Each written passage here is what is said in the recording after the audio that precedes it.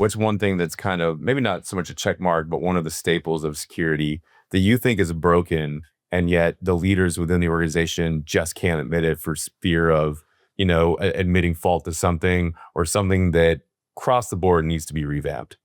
Compliance. Yeah. Compliance is the big one for me. And where do I mean by that? If I go back several years ago, working for a very large organization, CISO came to me at the time and said, "Hey, look, should we keep doing this?" It was file integrity management. Said, "Should we keep doing file integrity management? We spend a lot of money on it." I said, "Well, look, I would say no because we get almost no value out of it, right? Because we're not really implementing it the right way. We could implement it the right way, but there'd be a lot of costs and impact, and in order to do that." If a file changes, do you have a change request in? Has it been approved? Like you'd have to go through all that cycle to actually understand so you're not causing negative impact. Yet at the same time, like we're required by PCI to keep that, right? So we spend a ton of money. It gives us no value, but we do it anyway. And I think if you really look at it honestly, and most companies evaluate it, there's a ton of stuff we do for compliance that's fairly useless, right?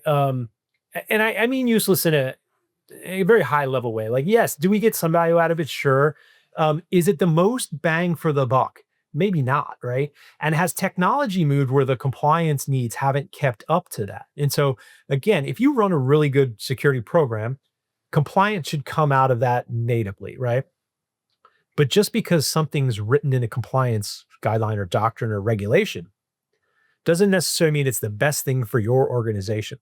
So I think we need to figure out a better way to call an audible, to have the risk documented, to say why we're doing it. If we make that decision to do that and the business is okay with it, it doesn't necessarily mean we're running afoul of the regulation, right? Is it the letter or the spirit of the law we're trying to attain?